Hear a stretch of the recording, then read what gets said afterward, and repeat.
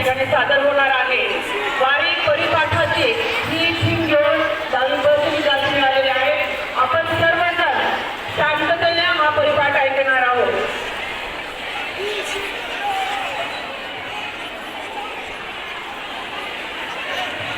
होय होय वारकरी पाहे पाहे रे पंढरी, काय करावी साधने कळ अवघेची येई। या जगद्गुरु संत श्रेष्ठ श्री तुकाराम महाराजांच्या आज्ञेप्रमाणे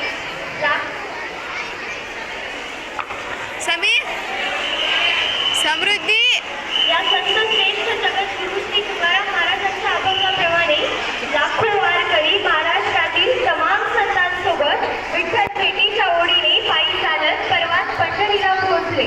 तेथे विठ्ठलाच्या दर्शनाने आषाढी वारी देखील संपन्न केली। अगदी तशाच प्रकारे आम्ही इयत्ता 10वी बस रे वारकरी आज आपल्या समोर सादर करीत आहोत वारी परिपाठाची जय जय राम कृष्ण हरी। तत्पूर्वी विद्यार्थी विद्यार्थ्यांचा वावर ज्या ज्ञान मंदिरात अखंड वावरत असतो त्या ज्ञान मंदिरात प्रथमतः नमन करून व तसेच शिक्षणाच्या प्रवाहात आनंदाचे दान देणाऱ्या ज्ञानदानाचे व्रत स्वीकारून विद्यार्थ्यात विठ्ठल पाहणाऱ्या शिक्षणाच्या वारकऱ्यात म्हणजेच आमच्या सर्वच गुरुजनास मी विराटा श्रुती आणि मी सायली कुलकर्णी दिवाण नमन करून परिपाठास सुरुवात करतो। त्याप्रमाणे प्रत्येक वारीला कुठल्या ना कुठल्या संत महात्म्यांचे आशीर्वाद परंपरा लाभलेले असतात। त्याचप्रमाणे आपल्या या परिपाठाच्या वारीला आशीर्वाद देण्यासाठी मी माझ्यावर आमंत्रित करते प्रशालेचे मुख्याध्यापक श्री गोपळे सर, उपमुख्याध्यापक श्री पटकी सर, पर्यवेक्षक श्री मानवार सर व नेवट सर, अभ्यासपूरक मंडळ प्रमुख सौ गौतम मॅडम। मी मंचावर उपस्थित मान्यवरांचे शब्दसुमनांनी स्वागत करते। ज्याप्रमाणे प्रत्येक वारीला मी मंचावर उपस्थित मान्यवरांचे शब्दसुमनांनी स्वागत करते। ज्याप्रमाणे शरीराला सदृढ करण्यासाठी उत्तम आहाराची गरज असते, अगदी त्याचप्रमाणे मनाला सदृढ करण्यासाठी, मनाची चांगली जडणघडण करण्यासाठी चांगल्या विचारांची गरज असते।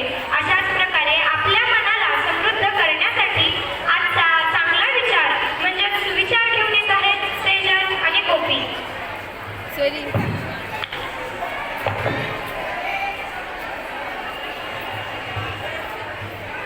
नमस्कार, मी सेजल अविनाश ठुलकरे आणि मी गोपी हंसराज कल्याणे। आपल्या महाराष्ट्राला खूप मोठी संत परंपरा लाभली आहे। त्या संतांनी त्यांच्या ओवीतून, अभंगातून जीवनाबद्दलचे तत्व, मूल्य व जीवन जगत असताना योग्य मार्ग कसा निवडावा हे त्यांच्या ओवीतून, अभंगातून सांगितले आहे। तर असाच एक सुंदर संत विचार आज आम्ही तुमच्या पुढे सादर करणार आहोत। मित्रांनो, सत्य बोलणारा माणूस कधीच कोणाला आवडत नाही, कारण आपल्या कानांना मधुर वाणी ऐकण्याची लालच असते। म्हणूनच संतश्रेष्ठ चोखामेळा म्हणतात, उस डोंगा परी रस नोहे डोंगा, काय फुललासी वरलिया रंगा। म्हणजेच ऊस दिसण्यासाठी वाकडा तिकडा जरी असला तरी त्याचा रस मात्र गोडच असतो। या उलट आपण गोड बोलणाऱ्यांना भाळतो आणि आपल्याला पुढे नुकसान सोसावे लागते। म्हणून कोणाच्याही वरवरचारा खाऊन त्याला दोष ठेवू नये किंवा त्यावर भारावून जाऊ नये। कुठलीही गोष्ट करत असताना पडताळून पाहून निर्णय घेणे खूप गरजेचे असते। धन्यवाद।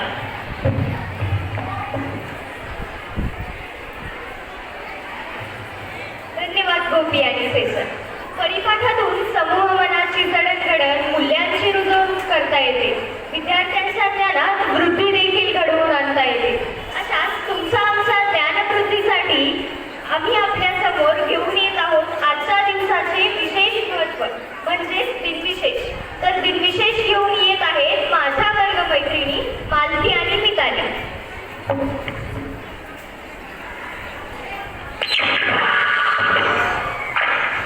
जय जय रामकृष्ण हरी। मी मालती पाटील, मी मिताली मोरे। आज आम्ही येथे दिनविशेष घेऊन आलो आहोत। 1960 थोरले माधवराव हे मराठा साम्राज्याचे 4थे पेशवे ठरले। 1975 उद्धव बाळासाहेब ठाकरे यांचा जन्म। 1990 बेलारूस देशाला स्वातंत्र्य प्राप्त झाले। 1992 हिंदी चित्रपटसृष्टीतील नावाजलेले खलनायक अमजद खान यांचे निधन। 2012 लंडनमध्ये 30व्या ऑलिम्पिक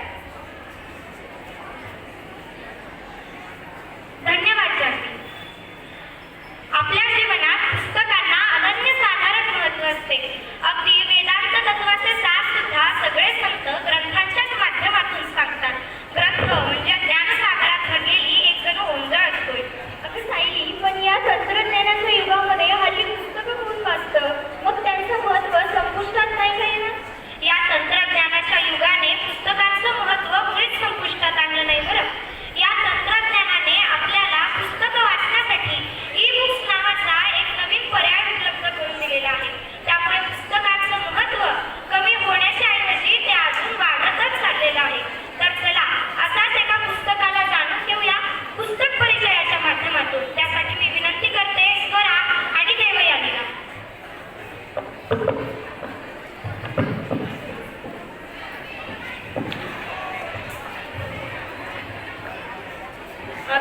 पावलोपावली ज्ञानाची गरज असते. ही गरज पूर्ण करण्यासाठी आज आम्ही दोघेजण पुस्तक परिचय करणार आहे. रामकृष्ण हरी. माझे नाव स्वरा शिंगारे. मी देवयानी चव्हाण. या ग्रंथाचे नाव श्री ज्ञानेश्वरी आहे. हे ग्रंथ संत ज्ञानेश्वर महाराजांनी वयाच्या 16व्या वर्षी लिहिला आहे.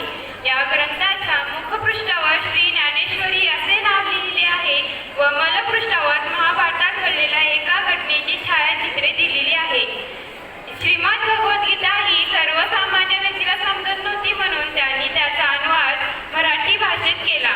या ग्रंथाची किंमत 450 रुपये असून एकूण पानं 471 आहे.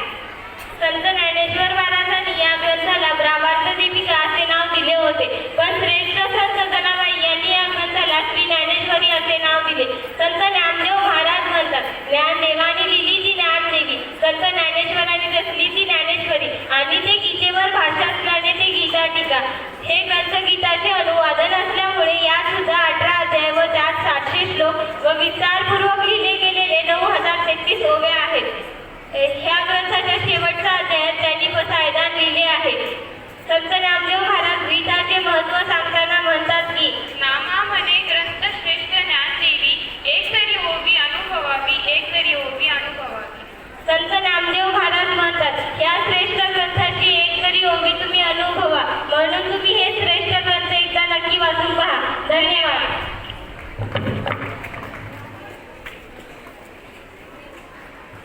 धन्यवाद बेबी आणि बसवर.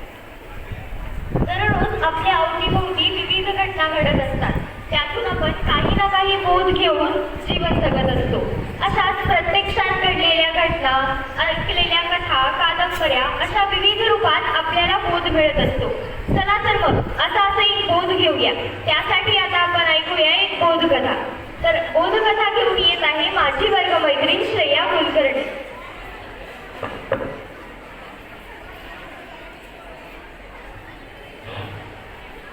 नमस्कार मित्रमैत्रिणींनो. आपल्या मी श्रेया कुलकर्णी आज येथे बोधकथा घेऊन उपस्थित आहे. आपल्या महाराष्ट्रातील प्रसिद्ध दैवत म्हणजेच पंढरपूरचा विठुराया विटेवर का उभा आहे हे आज मी तुम्हाला सांगणार आहे. मग लोहदंड या गावातील जानूदेव नावाचा एक सज्जन सात्विक माणूस राहत होता. तो जेवढा सात्विक त्याचा मुलगा तेवढाच वाईट. जगातले सर्वच गुण त्याचा मुलगा वाईट गुण जगातले सर्वच वाईट गुण त्याचा मुलगा पुंडलिक याच्या शरीरामध्ये होते. मग आई वडील म्हणून त्यांना त्याची सदैव काळजी लागत होती आणि त्यामुळेच त्यांनी त्याचं लग्न लावून द्यायचं ठरवलं. त्यांना वाटलं की लग्नानंतर तो सुधारेल, तर तो अजूनच बिघडला. आता तो बायकोच्या ताटाखालचं मांजरच बनून राहिला. मग त्यानंतर एके दिवशी त्यांना त्यांच्या घराबाहेर काहीतरी गोंधळ ऐकू आला आणि पुंडलिक बाहेर आला.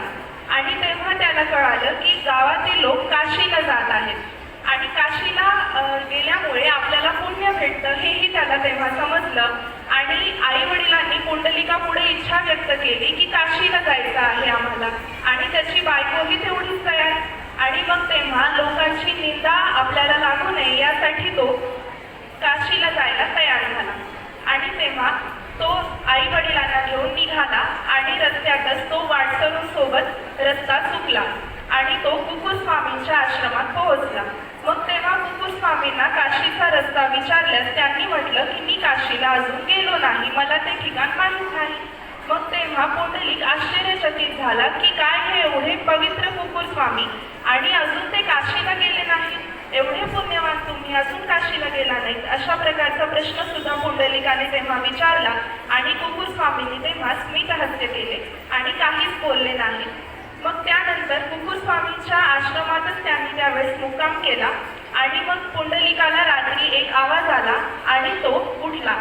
मग तेव्हा त्याला दिसतोय काय, तर एवढे मोठे दागिने घातलेल्या त्याचबरोबर सुंदर असलेल्या स्त्रिया कुकुस्वामींच्या आश्रमाचं अंगण झाडत आहेत. मग एवढा आश्चर्य पुंडलिकाला वाटला आणि त्या स्त्रियांजवळ जाऊन तो त्यांना विचारू लागला की एवढ्या सुंदर तुम्ही, एवढ्या महान स्त्रिया इथं कुकुस्वामींचा आश्रम झाडत आहेत, याचं कारण काय असावं. मग तेव्हा त्या स्त्रियांनी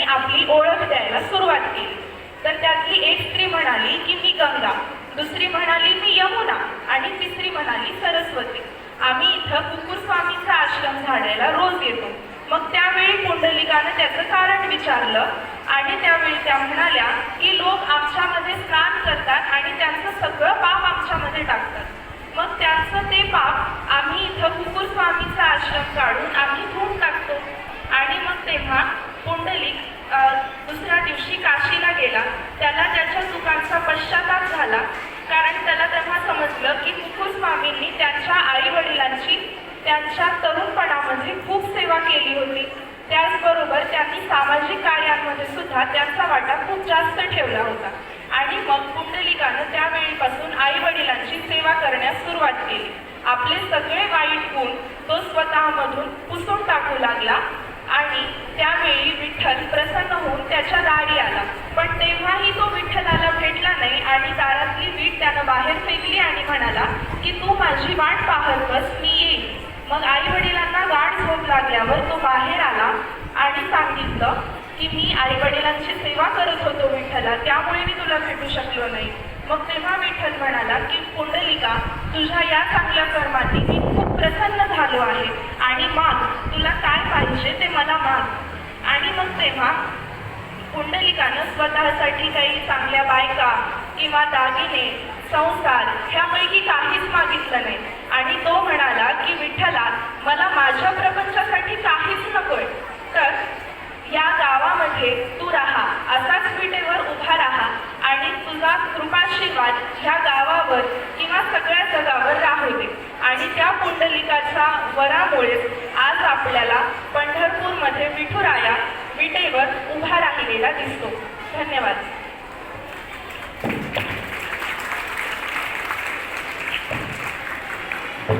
धन्यवाद श्रेया.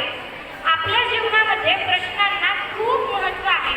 आपण जर भारतीय इतिहासातील जर ग्रंथ काढून पाहिले तर बहुतेक ग्रंथ हे कोणीतरी प्रश्न विचारला आणि कोणीतरी त्याचं उत्तर दिलं अशाच माध्यमातले आहेत. भगवद्गीताच पहा, अर्जुनाने प्रश्न विचारला आणि त्याची उत्तरे श्रीकृष्णांनी दिली, म्हणून भगवद्गीतेसारखा महान ग्रंथ तयार झाला. म्हणजे जीवनात प्रश्नांनाही अनन्य साधारण महत्त्व आहे. तर चला पाहूया, माझ्या वर्गमैत्रिणींना, माझ्या सहवारकऱ्यांना पडलेल्या प्रश्नांची उत्तरे तुम्हाला देता येतात का? प्रश्न मंजुषेसाठी मी आमंत्रित करते श्रेया आणि साई.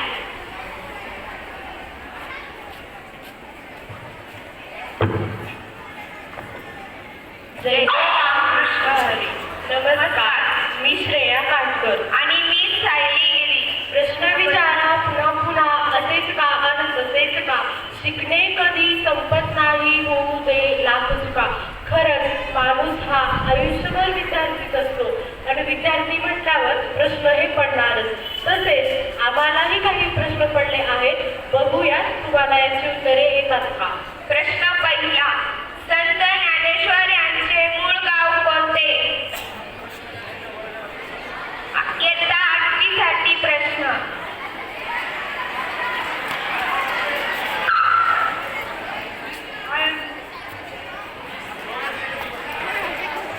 संत ज्ञानेश्वर यांचे मूळ गाव कोणते?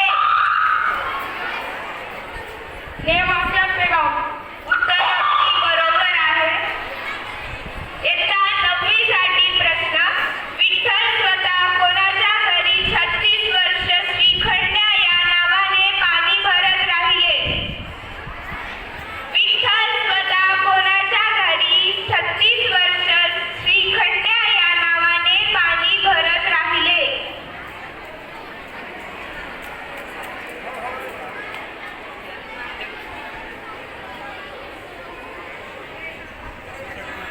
विठ्ठल स्वतः कोणाच्या घरी 36 वर्ष श्रीखंड्या या नावाने पाणी भरत राहिले?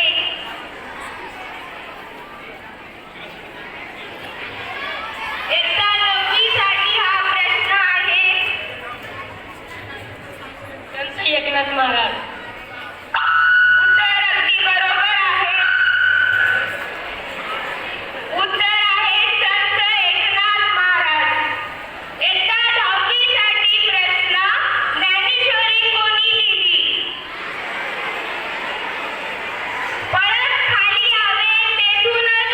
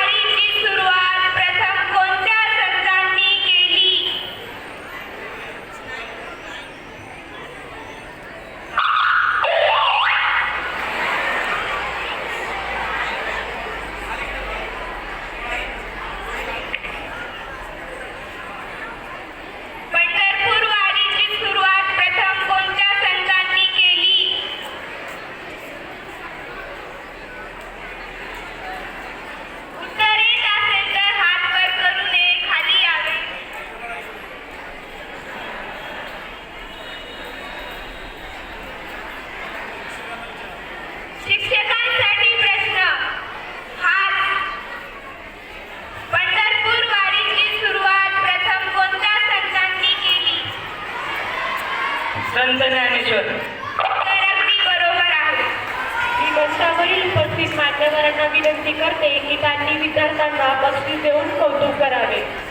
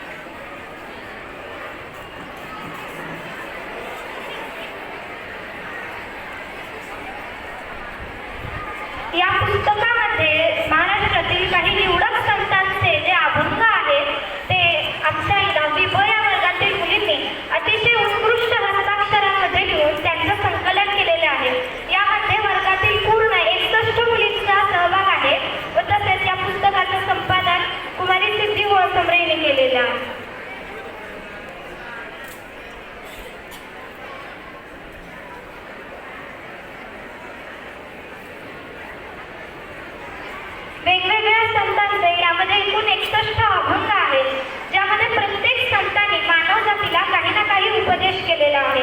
विठ्ठलाची भक्ती करतच, परमार्थ करतच आपल्या या दररोजच्या जीवनामध्ये आपण आपलं सर्वश्रेष्ठ कसं साध्य करावं याचा उपदेश देणारे हे अभंग आणि यांचं इयत्ता 10वी ब च्या विद्यार्थिनींनी संकलन केलेलं आहे. अभंग दीपिका या पुस्तकाचं आज विमोचन झालेलं आहे. तर आम्ही टाळ्या वाजून हस्तलिखिताचं इथे विमोचन झालेलं आहे.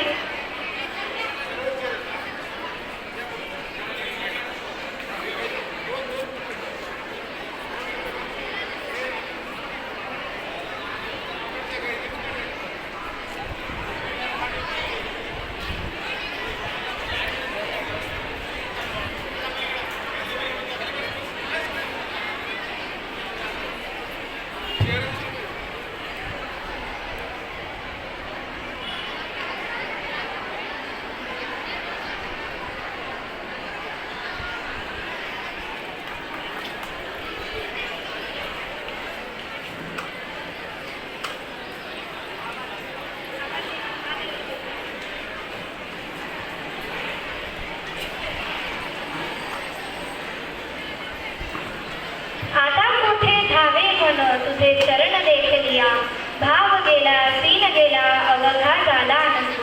कार्यक्रमाची अतिशय शेवटची वेळ म्हणजेच आभार प्रदर्शन. आभार खरं तर आपल्या माणसांचे मानायचे असतात. आभार मानण्यासाठी मी आमंत्रित करते अनुष्का आणि अस्मिता. नमस्कार, मी अनुष्का शिंदे व मी अस्मिता बळते. आज आम्ही येथे आभार मानण्यासाठी उपस्थित आहोत. आज आमच्या शालेय जीवनातील शेवटचा परिपाठ माननीय मुख्याध्यापक श्री गोखले सर